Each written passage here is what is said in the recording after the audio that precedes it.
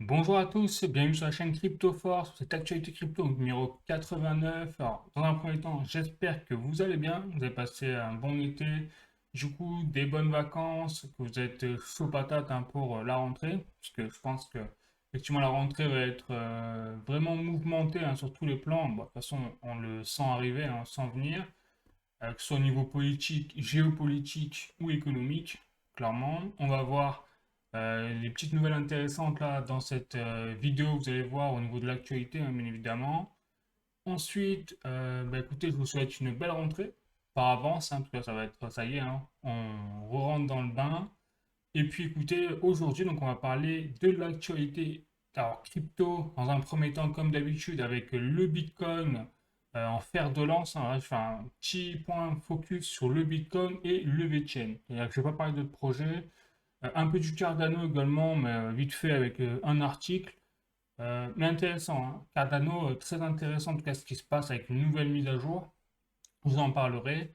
Et enfin, actualité crypto plus générale, quelques petites annonces et l'actualité économique, bien évidemment, où là j'entends encore des choses sur certains plateaux télé, dont je ne donnerai pas le nom, bien évidemment, mais assez lunaire quand même.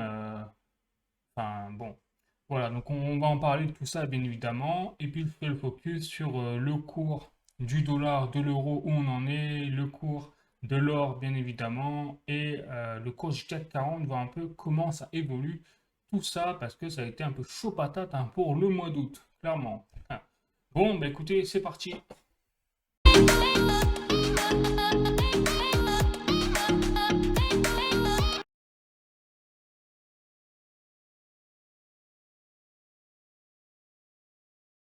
On va commencer par le Bitcoin et le célèbre rapport de Farsight Investors avec, vous savez, les flux sur les ETF, Bitcoin, Spot et là, regardez, donc c'est pour une première, ou alors une seconde fois, je crois, depuis le début du lancement des ETF Bitcoin Spot, c'est que pour la première fois ou la deuxième fois, on a donc des sorties nettes, ça qui est fou, sur l'ETF de BlackRock. Donc là, ça a été vraiment une semaine noire pour le Bitcoin, pour les ETF Bitcoin Spot surtout, puisqu'on n'a que des sorties quasiment sur une semaine. À part peut-être le 26 août. Voilà, on n'a pas encore les deux derniers jours là. Voilà, on a le 31 qui manque à l'appel et aujourd'hui, bien évidemment. Mais on voit que là, ça a été une semaine plutôt noire. Et d'ailleurs, on était à 17,8, il me semble, la semaine dernière en termes de flux entrant sur les hôtels Bitcoin Spot en termes de dollars. Et là, on a baissé, on a 17,6 milliards. Donc on voit que ça a été une semaine et un mois d'août quand même assez chaud pour les cryptos et surtout les altcoins. Parce que le Bitcoin, lui, il range, mais par contre, les altcoins, eux, s'en prennent plein la poire. Ce qui est logique, puisque à chaque montée du Bitcoin, les altcoins montent un petit peu de 5-10%. Et à chaque baisse, par contre, ils perdent entre 10, 15, 20% parfois. Donc forcément, il y a un moment quand ça range pour le Bitcoin, il y a un moment les altcoins sont explosés au sol. C'est ce qui est en train de se passer aujourd'hui. Bon, donc voilà pour les ETF Bitcoin Spot. On voit que là, c'est pas le mois d'août au final. Moi, j'avais pensé, d'ailleurs, je pense que je l'avais dit, que ça allait peut-être reprendre le bull run là en août ou fin août. Visiblement, c'est pas le cas. Je me suis trompé. Clairement, c'était pas du tout le cas. Bon, du coup, pour continuer, je vais vous passer sur les actualités au niveau des articles. J'ai quelques articles à vous montrer. Premier article intéressant parce que bien sûr, sur un point, si on dézoome, le Bitcoin reste tout à fait en tendance bull run haussière. D'ailleurs, je vous annonce, c'est mon avis. Je vous le rappelle encore une fois, je ne suis pas un conseiller financier ni en investissement. Je n'ai pas de boule de cristal. Donc, tout ce que j'ai dans cette vidéo, c'est à titre informatif. Bien évidemment, vous devez faire vos propres recherches. Très important, puisque vous êtes les seuls maîtres à bord de votre bateau qui est l'investissement. Donc, bon. Donc pour passer aux articles, au niveau du journalducoin.com, donc le Salvador Nayib Bukele dresse un bilan mitigé de l'adoption du Bitcoin dans les colonnes du Times. Donc effectivement, qu'est-ce qui se passe au Salvador? Donc je rappelle que Salvador a légalisé le Bitcoin comme monnaie légale au Salvador, donc il y a 3 ans déjà. Et donc le bilan au bout de 3 ans, c'est que vous avez 12% de la population du Salvador qui a émis une transaction en Bitcoin. Donc c'est peu et c'est énorme à la fois. Parce que quand on compare au reste du monde, voilà, bien sûr, c'est énorme, hein. 12%, c'est quand même pas rien sur un pays. Mais quand on voit la pub qu'ils ont fait, la publicité qu'ils ont mis en place, ils ont même mis un portefeuille, donc le Chivo, pour destiner aux citoyens du Salvador, et malgré ça, il n'y a que 12% d'adoption. Ça fait mal, il faut le dire, hein, pour Nayib Bukele. Mais en parallèle, c'est là où c'est intéressant, c'est que Nayib Bukele dévoile qu'en fait, cette stratégie du Bitcoin, c'était pas uniquement pour le Bitcoin, c'était pas totalement pour mettre en place le Bitcoin et échapper aux sanctions du dollar, par exemple. C'était surtout un moyen marketing, ça qui est dingue, de retransformer le Salvador. Et c'est effectivement là-dessus, on peut rejoindre à tort ou à raison, hein, ce que dit Nayib Bukele, puisque depuis 3 ans, on assiste à une transformation phénoménale, hein, du Salvador. Clairement, avec, vous savez, toute la violence, les gangs sont mis en prison, enfin bref, toutes des choses qu'on aurait bien besoin d'avoir en France en ce moment, hein, sans vouloir mâcher mes mots. Voilà, bon, quand on voit ce qui se passe aux actualités au niveau du laxisme judiciaire, clairement, c'est incroyable. Bref, donc on aurait peut-être besoin d'une du Bitcoin en France comme fer de lance du marketing pour changer les mentalités, pour changer les choses, surtout en France. Ah, je rigole un peu, mais peut-être pas tant que ça au final. Bon, allez, je continue. Donc, deuxième article de cointribune.com, Bitcoin, Jack Dorsey dévoile sa stratégie pour contrer la censure. Parce que là, effectivement, avec, vous savez, l'arrestation, forcément, vous en avez entendu parler, hein, du PDG, donc de Telegram récemment, eh bien, tout le monde, a la liberté, tous les défenseurs de la liberté d'expression à travers le monde, hein, franchement, sont chamboulés. Nous-mêmes, citoyens, on devrait s'inquiéter quand même de ce que devient la France. Je sais pas si la majorité des gens dorment ou quoi, mais c'est assez étonnant ce qui se passe quand même en France, hein, quand on pense qu'on était, je dis bien, j'utilise le passé, hein, on était le pays, vraiment la lumière un peu du monde à un certain temps. On l'est plus désormais, c'est une certitude. Mais c'est pas fini, quoi. On n'a pas encore atteint le pire. On est en train de peut-être percevoir de ce que, si rien ne change, on va percevoir un petit peu ce que va devenir la France dans un avenir plus ou moins lointain, proche. Bon, donc, Jacques Dorsey, qu'est-ce qu'il dévoile dans sa stratégie pour contrer la censure? C'est justement, il dévoile qu'il faut utiliser le Bitcoin, mais également Nostr, donc son produit directement, en fait, là-dessus. Donc c'est très intéressant parce que là on voit que ça y est, hein, on a de plus en plus la lumière qui est mise sur justement la volonté de certains gouvernements de contrôler justement la liberté d'expression et donc de censurer quelque part. Et forcément ça ravive les flammes du combat entre la liberté d'expression d'un côté et la censure de l'autre. Le combat du bien contre le mal, hein, presque, on pourrait dire. Bon, allez, je continue sur les articles plus intéressants, hein, et bien plus sympas, avec des bonnes nouvelles pour le bull run, hein, forcément, du cycle du Bitcoin. Donc, Cointelegraph France, les avoirs en Bitcoin des entreprises cotées en bourse ont atteint 20 milliards de dollars en un an selon des données. Donc, une enquête a montré que 26% des investisseurs institutionnels et des gestionnaires de patrimoine sont favorables à l'utilisation du Bitcoin comme actif de réserve. Donc, ne vous laissez pas prendre, ne vous laissez pas avoir par la situation actuelle sur les marchés des crypto-monnaies. Parce que pendant que la majorité des investisseurs paniquent et vendent leur Bitcoin, que font les institutionnels? Ils achètent en masse du Bitcoin, puisque en un an, ce que dit cet article, et les données dans cet article, c'est que les institutionnels ont augmenté, ont multiplié par 3 leurs achats de Bitcoin, en même temps que les particuliers et les débutants ont vendu leur Bitcoin. Donc attention à ça, ne vous faites pas avoir.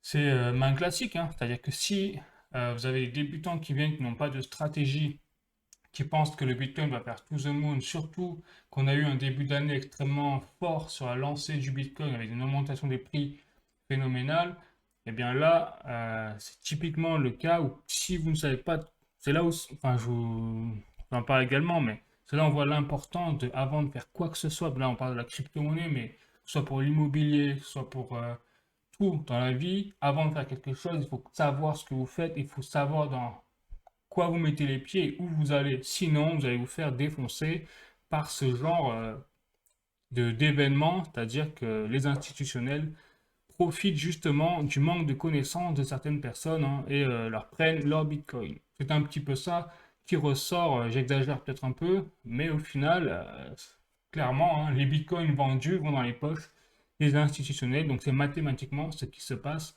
en réalité.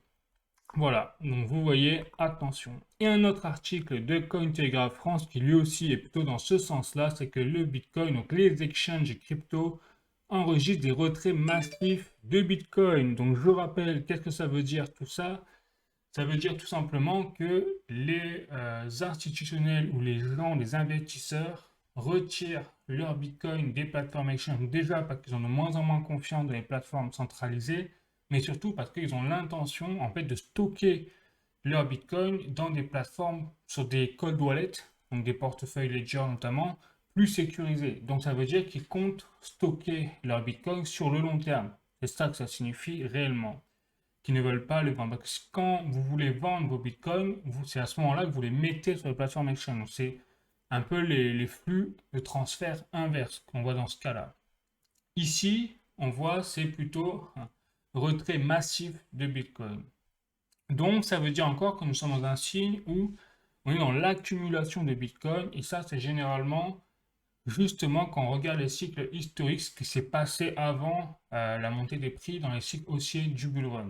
Donc après, on va voir si l'histoire se répète, mais en tout cas, sur ces sujets-là, l'histoire se répète fortement.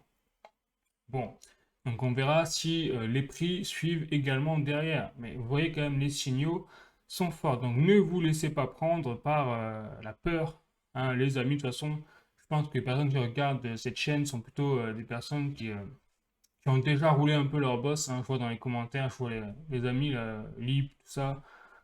Voilà, bon, on se reconnaît quoi. Bon, allez, bon, ben, je vais continuer cette fois avec hop, le VeChain. Donc, j'ai passé au prochain projet. Donc, VeChain, il y a pas mal de choses à dire intéressantes. J'ai passé surtout sur la plateforme VBetterDAO. Hein. Comme promis la semaine dernière, là, je vais faire un petit focus sur la plateforme, voir un petit peu les projets, qu'est-ce qui s'est passé, des mises à jour et tout. Donc, bon, après, ça prend un peu de temps. C'est pour ça que là, je fais uniquement le VeChain aujourd'hui et un petit peu Cardano. Et semaine prochaine, je ferai peut-être un point plus focus sur VV Digital Collectible. Ça fait un moment que je n'en ai pas parlé. Et c'est vrai que ça manque un peu même pour moi là, de savoir où ils en sont. Je n'ai pas eu le temps de mettre à jour là-dessus. Bon, donc pour VeChain, vous voyez, donc il y a un événement, hein, donc ça y est, ils attaquent là la partie asiatique, et notamment Corée, puisqu'il y a un événement qui est prévu, donc le KBW 2024 en Corée, vous voyez Corée du Sud, hein, bien évidemment, avec un planning, donc 1er septembre, donc 2e septembre, il y aura une conférence sur tout ce qui est la part du hack. Donc là, ils vont parler sûrement du système du hackathon, qu'ils ont mis notamment à Harvard, donc au Royaume-Uni. Ça va être le même principe, et là, ils vont en parler. Donc, est-ce qu'ils vont mettre en place d'ailleurs un hackathon en Corée? Ce serait très intéressant, surtout quand on voit la puissance, les machines un peu des Asiatiques, hein, sans vouloir faire les clichés, mais c'est vrai que quand on voit les résultats entre occidentaux et asiatiques au niveau mathématique, les asiatiques sont bien plus forts. C'est dans les concours, les choses comme ça. Donc après, au niveau 3 septembre, il y aura le B3TR VIP Party, donc avec le protocole TACO, et le 3 et 4 septembre, vous aurez l'Impact. Donc c'est une conférence directement animée par VeChain. Voilà, donc ce sera très intéressant. Donc pour ça, je vous annonce un peu le planning. Alors, il n'y a pas de détails encore vraiment précis sur ce qu'est-ce qui va se dire, ce qui va se passer. Mais du coup, la semaine prochaine, je vous ferai un petit focus sur qu'est-ce qui s'est dit sur cet événement KBW. Voilà. Ensuite, très intéressant, donc la VeChain a fait le point un peu au niveau du marché, de la traçabilité, de la tokenisation, a fait un rappel des pronostics au niveau financier des marchés en termes de capitalisation boursière avec des prévisionnels, bien évidemment, prévisionnels. Donc, il y a eu des prévisionnels faits en 2022 avec des chiffres annoncés sur tout ce qui est les investissements liés à l'énergie recyclée, l'énergie propre, plutôt, quand on traduit. Donc là, c'est 1,1 trillion de dollars. Ensuite, tout ce qui est les investissements ESG, c'était 1,7 trillion de dollars, ça c'était en 2020. Et enfin, par contre, les pronostics quand on se projette vers l'avenir, par exemple en 2030, c'est 16 trillions de dollars pour la tokenisation des marchés, c'est-à-dire le secteur du RWA. Hein. Je dis c'est le narratif actuel qui a le vent en poupe avec celui de l'intelligence artificielle. Et enfin, d'ici 2040, la traçabilité des marchés, c'est 26 trillions de dollars. En fait, là, pourquoi ils mettent ça? C'est-à-dire qu'ils font quelque part un petit peu l'évolution aussi des narratifs en fonction du temps et de l'évolution du marché. Donc, ils font un petit résumé. Ils disent qu'en fait, la traçabilité, la blockchain et la tokenisation sont les nouveaux moteurs économiques de la société quelque part. Et c'est tout à fait vrai hein, quand on voit un petit peu l'évolution au niveau des institutionnels qui se jettent sur le Bitcoin et surtout sur la blockchain derrière, puisqu'il ne faut pas se tromper, derrière le Bitcoin, c'est la blockchain qui attire forcément les institutionnels. Aujourd'hui, il suffit de voir par exemple les monnaies numériques des banques centrales, elles vont toutes fonctionner sur la blockchain. Ils ne sont pas fous, hein, ils savent utiliser, exploiter pour le meilleur et pour le pire, bien évidemment, les bonnes technologies quand ils en trouvent. Hein. Voilà. Allez, je fais le point également sur VeChain Stat au niveau de l'adoption hein, du VeChain et regardez, on est déjà donc là fin août à 4 200 000 adresses. Donc c'est quand même phénoménal ce qui est en train de se passer, c'est que là on voit vraiment une explosion. Alors je crois que entre juillet et août c'est un record. Hein. Vous voyez, on a presque autant, on va atteindre les 1 million là en 2 mois d'adresses, de nouvelles adresses adoptées sur VeChain. Et vous voyez, c'est un décollage, hein, c'est une fusée qui n'a jamais été, j'ai l'impression, par le passé atteinte en termes d'adoption comme ça. Voilà, on le voit, hein, c'est la plus grosse montée là sur ce niveau-là sur le VeChain depuis la naissance en fait du VeChain. Donc c'est du solide sur les fondamentaux. Je rappelle que les fondamentaux, pareil, hein, c'est ce qui est le plus important comparé au prix. Parce que je vois beaucoup trop de personnes, je fais une petite aparté, hein, excusez-moi, mais je vois beaucoup trop de personnes se concentrer quand même, par exemple si on fait pareil avec le marché boursier, sur les prix des actions boursières comparé à la solidité des entreprises et ce qu'elles apportent ces entreprises-là directement. Alors qu'en fait, c'est l'inverse qu'il faut voir. C'est pas les prix des actions qu'il faut voir pour déterminer si une entreprise va bien. C'est l'inverse. Il faut voir en fait les résultats financiers des entreprises, la comptabilité des entreprises et surtout les fondamentaux au niveau de la gestion de projet, de la direction, du management, plein de choses, la qualité, enfin tous les services, etc. Et une fois que vous avez évalué ce côté-là, que c'est bon, eh ben, peu importe, les prix normalement devraient suivre puisque cette entreprise va se développer. Enfin, c'est le principe premier. Alors que si vous faites l'inverse, regardez les prix, vous êtes justement, c'est à ce moment-là que vous êtes soumis en fait aux aléas du caprice du destin, puisque le moindre mauvaise nouvelle va balayer l'entreprise et peut même la couler si elle est fragile, justement. Bon, voilà, petit aparté, hein, quand je vois ce qui se passe en ce moment, on est un peu dans ce cadre-là. Hein, c'est que des fois, c'est le marché boursier, les prix des actions boursières qui font quelque part la santé financière d'une entreprise dans la tête des gens. Alors, c'est pas du tout ça, c'est l'inverse. Bref, voilà. Donc maintenant, comme promis, on fait le point un petit peu focus sur la plateforme VBetter DAO. Donc regardez au niveau des dApps. Donc je vous remontre les dApps. Je vais vous parler un petit peu le résumé de qu'est-ce qu'elles font. On va vraiment voir un peu concrètement. J'ai même des petites vidéos à l'appui de VeChain pour vous montrer concrètement comment ça marche derrière. Donc là, par exemple, on a l'application donc Mugshot. Donc là, le principe, c'est que vous prenez en photo votre tasse de café et vous la mettez sur l'application VBetter DAO et vous êtes récompensé derrière si vous utilisez un mug qui n'est pas jetable. Un mug, une tasse de café normale. Hein. Voilà.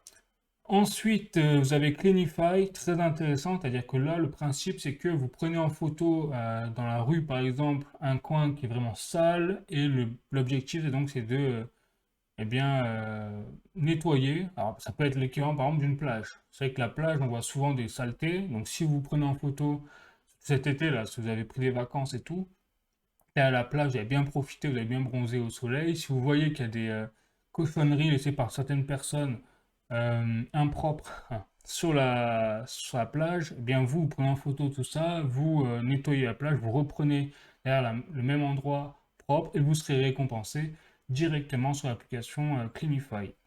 Voilà, en crypto-monnaie, donc B3TR, qui a une valeur désormais sur le marché des crypto-monnaies.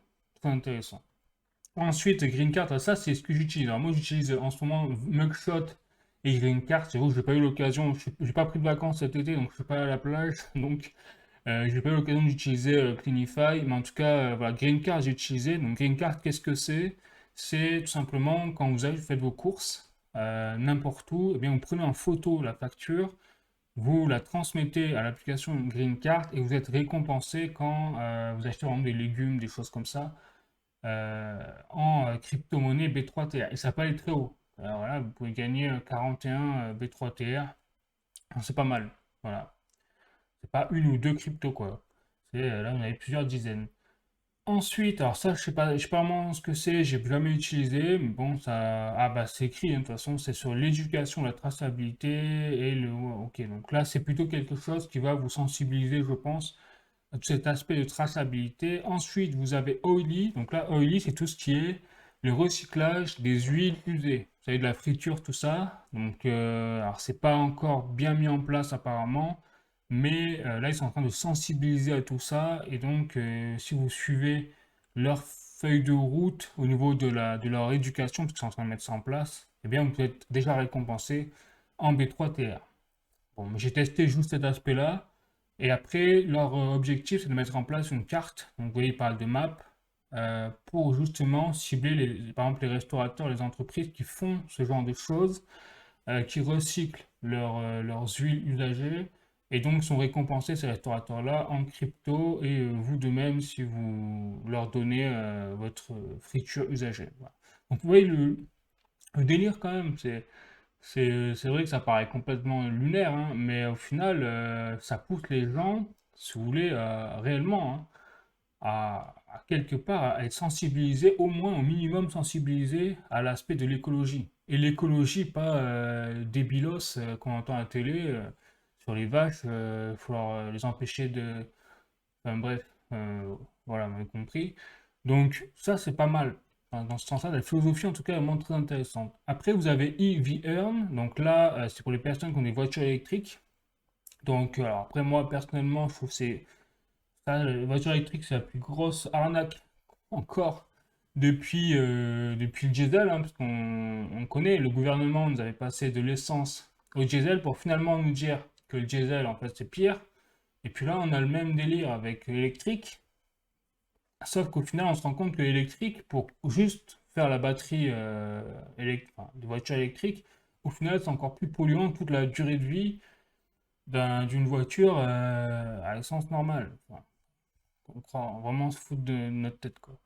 Donc, bon, après, si vous avez des voitures électriques, je vous le dis, tant mieux, voilà, je ne m'en voulais pas, hein, c'est très bien aussi, bien évidemment parce que vous faites des économies. Donc là, c'est plus pour vous. Par exemple, là, avec le pétrole, si on a un nouveau choc pétrolier et tout, vous serez les grands gagnants dans l'histoire au niveau de l'électricité, bravo. Mais si c'est pour l'écologie, je suis désolé, mais personnellement, j'ai j'ai un peu de mal avec ça.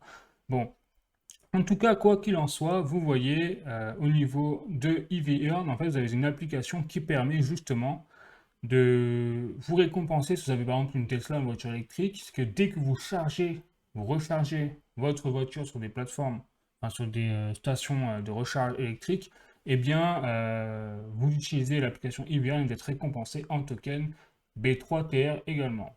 Ensuite, vous avez Vivo. Alors ça, c'est Vivo, c'est l'application qui, il me semble, j'ai jamais utilisé, mais qui est censée être connectée à votre montre, donc votre montre connectée bien évidemment, et donc qui est censée accéder à vos données médicales.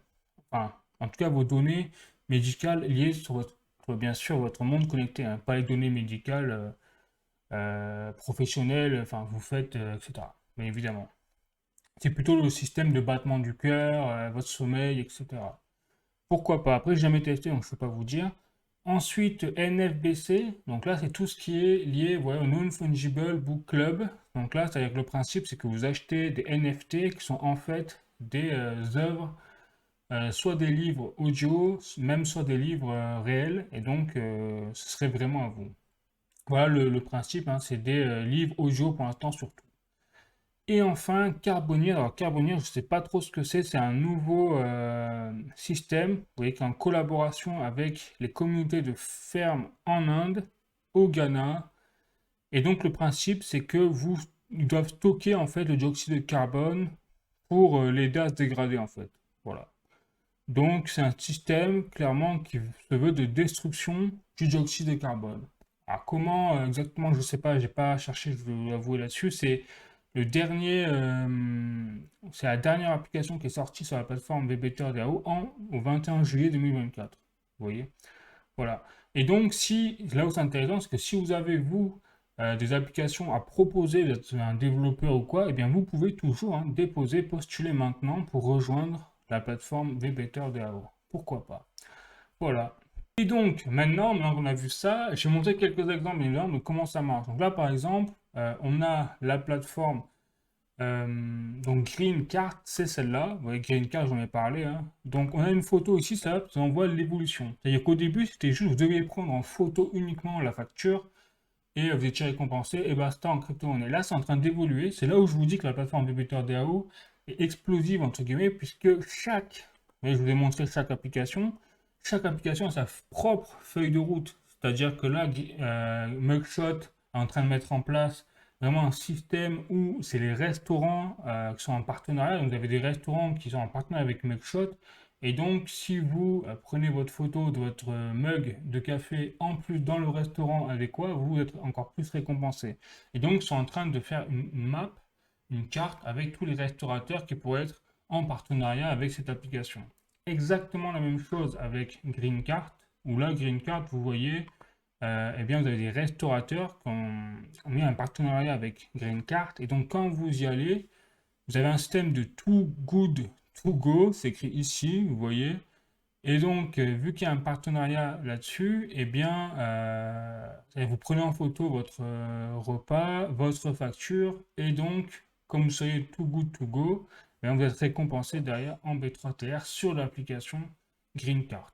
Voilà. Et c'est des doubles récompenses, parce que là, vous êtes à 80, vous voyez, parce que vous êtes allé dans le restaurant partenaire de Green Card, entre guillemets. Donc là, pareil, je vous montre pour Mugshot. Voilà, j'ai une petite vidéo de Sarah Maba, hein. Donc Sarah Maba, je crois qu'elle est directement de la fondation VChain. Voilà, c'est ça. Alors, je sais pas quel poste elle a exactement, mais elle a un gros poste. Et donc, elle a fait une petite vidéo intéressante pour le fonctionnement de Mugshot. Vous voyez, donc là, vous êtes sur Mugshot. Vous voyez tous les cafés partenaires de Mugshot. Vous pouvez également les annoncer. Et donc là, elle prend sa petite coupe, alors voilà, son mugshot des deux cafés. Elle prend la facture pour prouver que c'était bien le Starbucks du coin. Et elle reçoit, là, elle a reçu 6 cryptos, 6 B3TR en échange. Voilà un peu à quoi ça ressemble concrètement hein, d'utiliser la plateforme VBetterDAO et les sous-applications qu'il y a là-dessus. Voilà. Donc ce sera tout pour le VChain pour aujourd'hui. Je ne sais pas si vous avez des questions ou quoi, mais c'est vrai que je trouve que c'est quelque chose. Je rappelle que la plateforme VBetterDAO est sortie en juillet, hein, c'est extrêmement récent.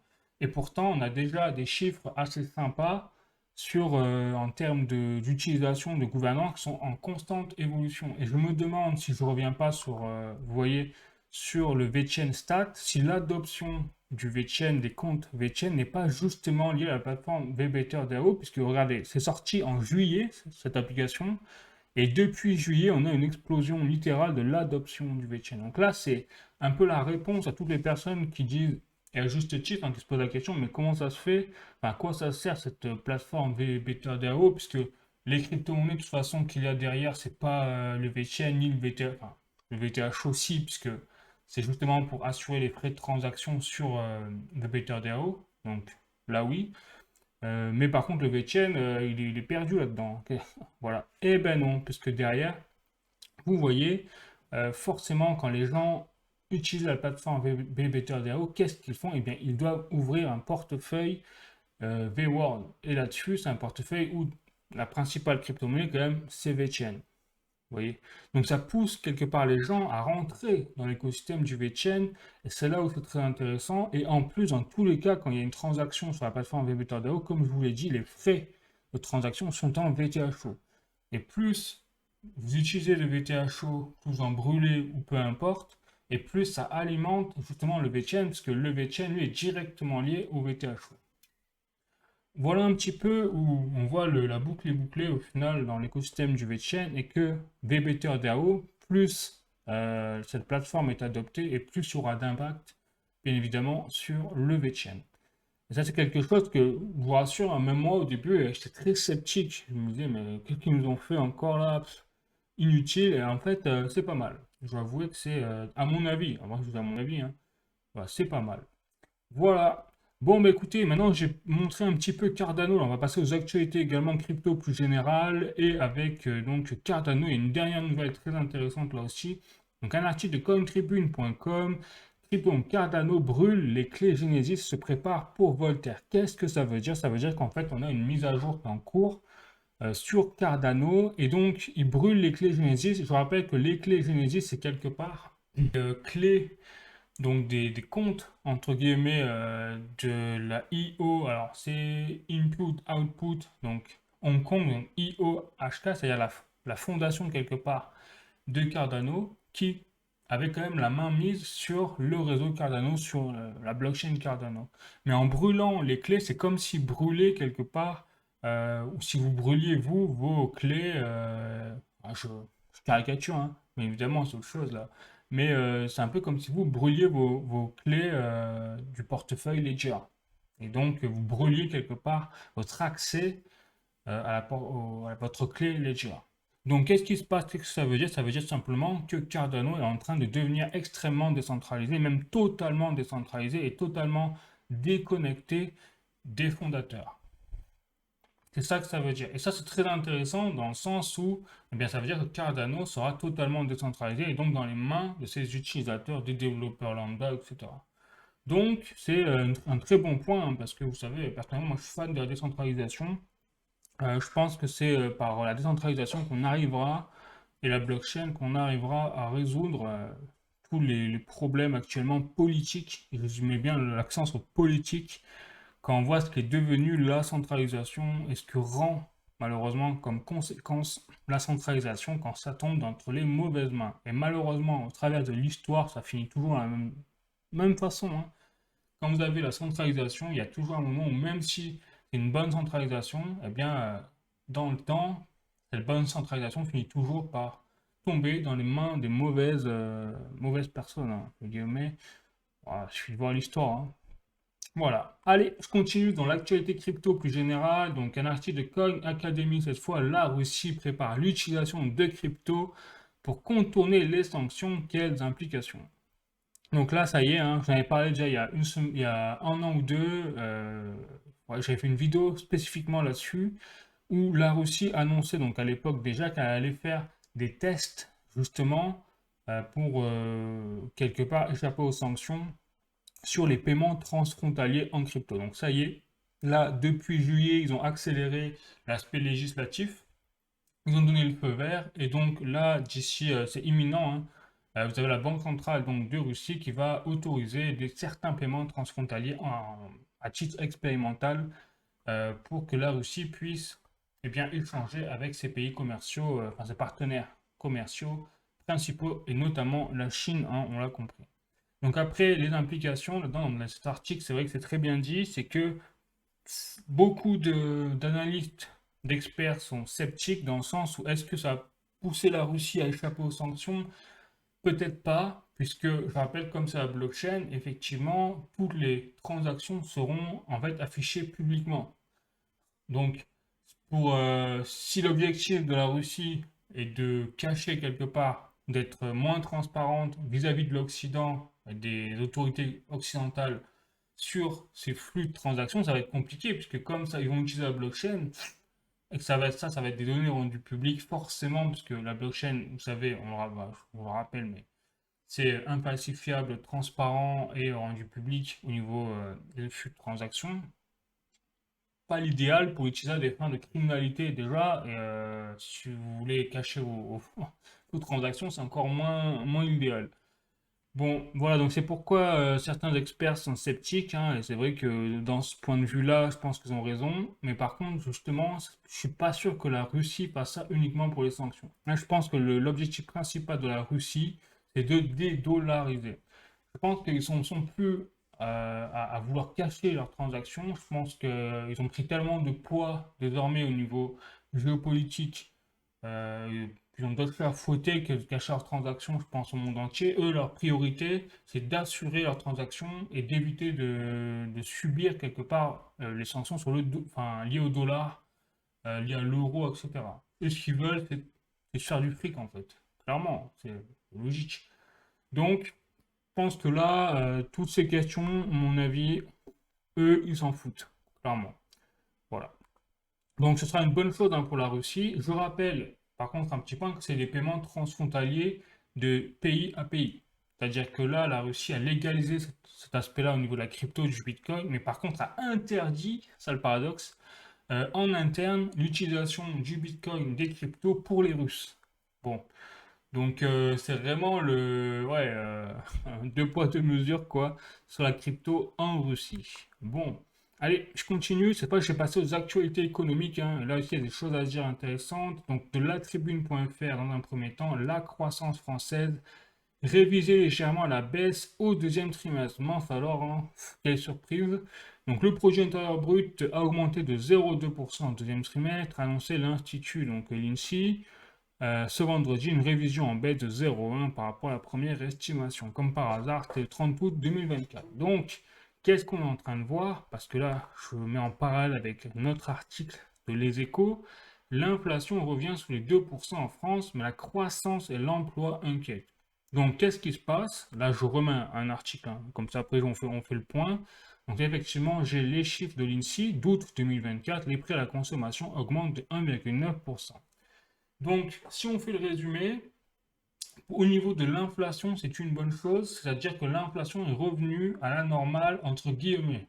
Entre guillemets, ça veut dire que la Banque Centrale Européenne a réussi son coup, donc elle a augmenté le taux directeur dans la juridiction européenne des banques commerciales, entre guillemets, et donc elle a ralenti l'économie, et en ce faisant, elle a poussé l'inflation à baisser. C'est ce qui s'est passé, l'inflation a chuté, on le voit bien au fur et à mesure du temps, jusqu'à revenir à un taux normal. Par contre, en parallèle, qu'est-ce qui se passe? C'est que là, on est en train, en fait, de tomber dans la récession. Et ça, c'est la conséquence, justement, typique, hein, tout le temps, de cette augmentation des taux directeurs par une banque centrale. Partout, ça a toujours été le cas dans le monde. Et là, c'est ce qu'on voit. On voit avec, justement, bien, déjà l'augmentation du chômage, hein, je remonte les articles. Donc, voilà, la croissance et l'emploi inquiètent. Donc, croissance, quelque part, du chômage et surtout croissance française à la baisse. Ça veut dire quoi? Ça veut dire que le PIB en fait est en train de chuter. Et donc là, plus il chute, et plus ça prouve qu'en fait la croissance économique de la France est en train de chuter. Bon, et donc ça veut dire, ça c'est tout à fait logique, c'est comme la Banque Centrale Européenne a augmenté les taux directeurs, et bien plus elle augmente les taux, plus les capitaux, quelque part qui circulent dans la juridiction européenne, sont affaiblis, donc, moins il y a de capitaux, moins les gens peuvent prendre de crédit, moins ils peuvent consommer, donc moins il y a de production dans les entreprises, ensuite, et ainsi de suite, et boum, et boum, et boum. Voilà, vous avez boule de neige, jusqu'à ce que la finalité, c'est que la production de l'économie en France et en Union européenne est ralentie. Et c'est l'objectif, hein, premier, d'une banque centrale pour lutter contre l'inflation. Donc, mission accomplie pour la Banque centrale. On va voir par contre, là où j'ai encore entendu des bêtises, là, je sais pas dire quel plateau télé, mais bon, où disait ça y est, victoire, on a une baisse des prix en parlant de l'inflation. Non, c'est la baisse de l'inflation, ça ne veut pas dire la baisse des prix. C'est-à-dire que c'est vraiment une chose différente. Alors que l'inflation, c'est l'augmentation des prix chaque année. Donc, là, l'inflation qu'on a 1,9%, ça veut dire, c'est très bien dit par l'INSEE, ça veut dire que les prix à la consommation augmentent de 1,9%. Voilà. Ça ne veut pas dire que si on passe de 2% à 1,9%, ça ne veut pas dire par exemple qu'un paquet de pâtes va coûter, va baisser de 0,1% au niveau du prix, en fait. Non, ça veut dire juste que l'augmentation des prix sur ce paquet de pâtes eh bien, si le mois dernier elle a augmenté de 2%, bah, cette fois, elle va augmenter de 1,9%. Donc, ça veut dire qu'en fait, si on suit le cumulé des prix depuis en fait 5 ans ou plus, bah, en fait, ça fait une ligne droite. C'est-à-dire que si vous cumulez à chaque fois l'inflation sur les prix, ça veut dire que les prix ne cessent d'augmenter, même si c'est que ce soit 2% ou 1,9%, je ne vais pas vous le cacher, mais nous, on voit pas la différence. On voit le prix continue d'augmenter en fait. 2%, 1,9%, on se dit ouais, à un moment, on se prend la carotte quoi. Bon. Donc ça me fait bien rigoler quand je vois ça sur ces genres de discours quand même sur des plateaux télé avec des soi-disant quand même économistes. Voilà. Donc ils essayent en fait d'arranger la sauce, de faire croire aux gens que tout rentre dans la normale au niveau des prix, mais pas du tout. C'est-à-dire que là, l'inflation est revenue à la normale. Parce que l'objectif d'une banque centrale, c'est de fixer l'inflation à 2%. Donc c'est pour ça que quand on dit le plus important aujourd'hui au niveau économique, au niveau de ses finances personnelles, c'est justement d'avoir un plan pour investir. Pourquoi les millionnaires, les milliardaires, ils passent leur temps à investir? Pourquoi les institutionnels, les entreprises, elles passent leur temps à investir? C'est parce qu'ils savent que s'ils n'investissent pas pour aller plus vite que l'inflation normale, et l'inflation normale c'est 2% par an voulu par toutes les autorités financières dans le monde. C'est voulu, c'est le système qui est comme ça. Parce qu'ils considèrent que c'est optimal en fait, pour le boost de l'économie. Donc si nous, en tant que citoyens lambda, on n'a pas compris ça et qu'on laisse nos sous dormir en banque avec des taux de rendement inférieurs à 2% dans certains cas, en réel, hein, je veux dire, eh bien, on se fait exploser, puisqu'on subit au minimum l'inflation à 2% par an. Et quand elle est à 5%, comme on a eu le cas en 2022, voire 10%, bah là, on se fait exploser, on se fait massacrer. Voilà un peu ce qui se passe, quoi. Mais c'est pour ça qu'il faut vraiment, je suis senti obligé de réexpliquer un peu l'inflation, même si c'est quand même c'est un principe de base, quand je vois qu'ils sont capables de nous dire à la télé, quoi. Bon, voilà. Donc en tout cas, au moins, ça c'est une bonne nouvelle. C'est-à-dire l'inflation, étonnamment, hein, mais c'est très bien, est revenue à la normale selon les chiffres officiels. Voilà, officiels, hein, je dis bien officiels. Et voilà. Mais ça ne veut pas dire qu'il y a une baisse des prix. Voilà. La nuance, quoi. Bon, donc sur ce, hop, je vais revenir maintenant à faire le point sur, par exemple, le dollar. Là, je suis sur boursorama.com, hein, comme d'hab, toutes les semaines, on regarde. Je regarde la courbe de l'euro par rapport au dollar. Alors, c'est dommage, hein, parce qu'il avait, là, il a un petit peu baissé, mais il avait pris du poids de la bête. En fait, qu'est-ce qui s'est passé? C'est qu'on a eu une chute du dollar. C'est-à-dire que le dollar a vraiment tanké là sur le mois d'août, fin mois d'août, et il a repris en fait des couleurs. Et donc c'est pour ça que nous, on a eu une augmentation de notre rapport par rapport au dollar. Mais bien sûr, ça ne dure pas, parce que vous voyez sur le dernier mois, voilà, là je suis sur le dernier mois, hein, un mois en cours.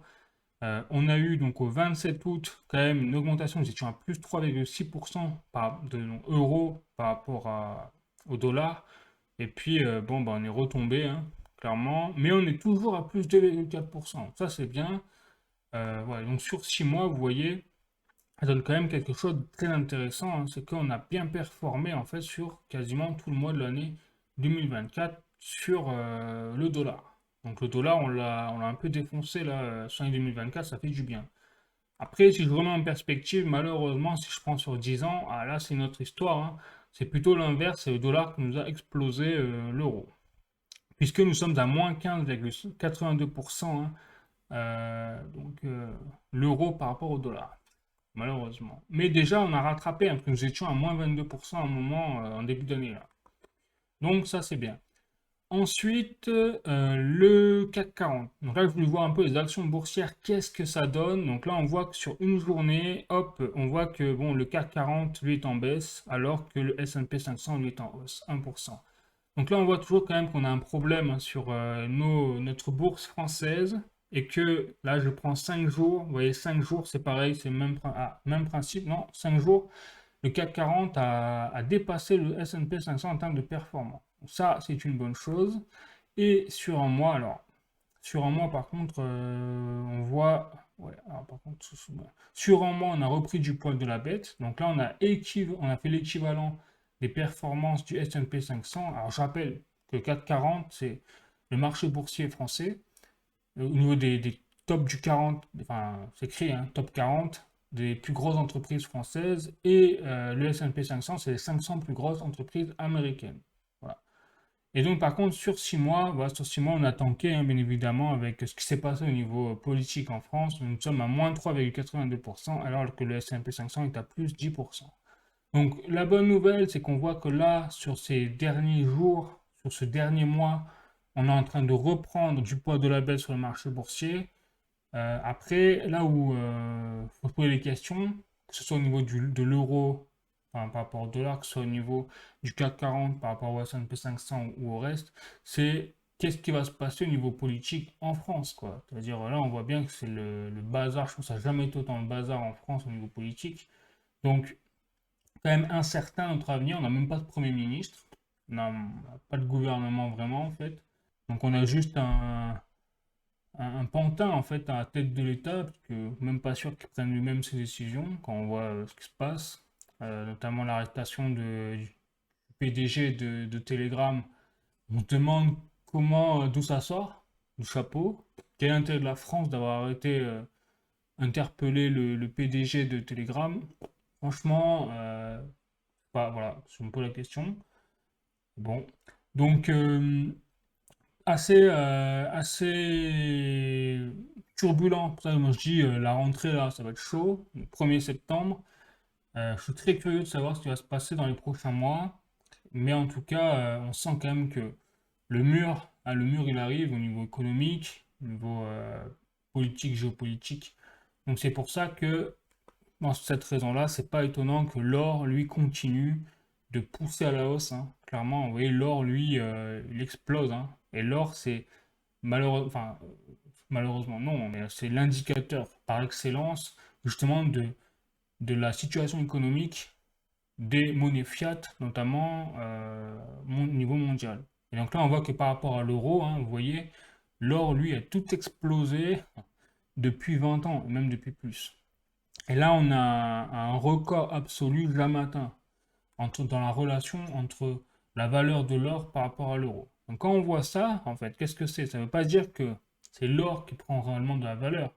Ça veut dire que c'est l'euro et la valeur de l'euro quelque part qui se dévalue par rapport à l'or qui lui reste stable en fait en termes de valeur au fur et à mesure du temps. C'est-à-dire qu'aujourd'hui, par rapport aux années 80, il faut toujours la même quantité d'or pour acheter une maison. Et le même type de maison qu'il y avait en 1980. Alors que par contre, en termes de euros, essayer d'acheter aujourd'hui une maison en euros, essayer de l'acheter en 1980, en 1980, vous aviez deux trois maisons pour le prix d'une maison aujourd'hui en euros.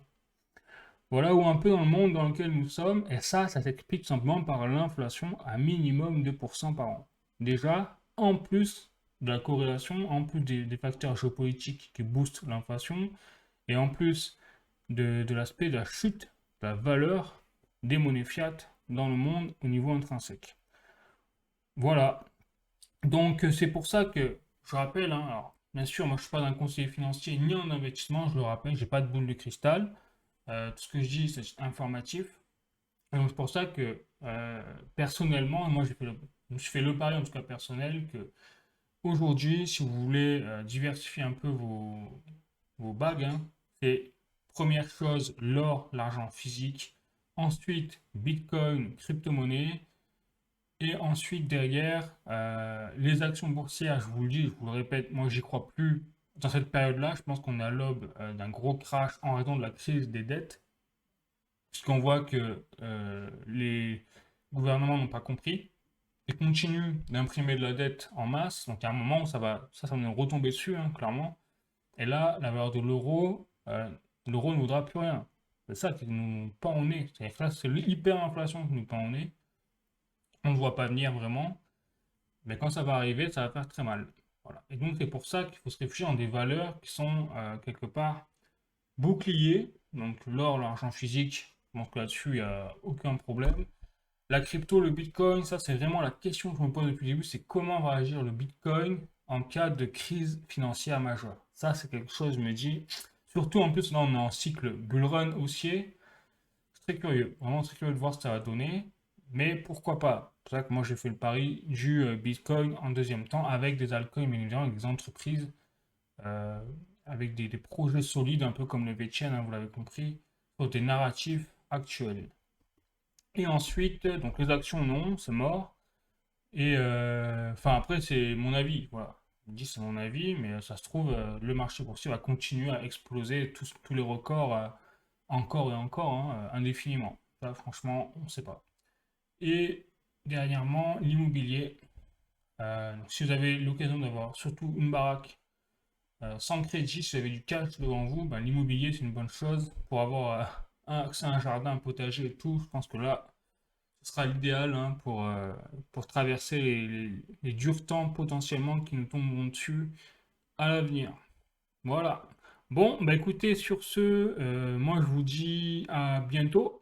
Voilà, je vous dis, n'hésitez pas à mettre un like si vous avez aimé la vidéo, n'hésitez pas à me dire en commentaire ce que vous en pensez un peu de la situation actuelle. Enfin voilà, n'hésitez pas. Et puis sinon, bah écoutez, je vous dis à la semaine prochaine pour une nouvelle vidéo, une nouvelle actualité crypto. Et voilà, allez la bise, ciao.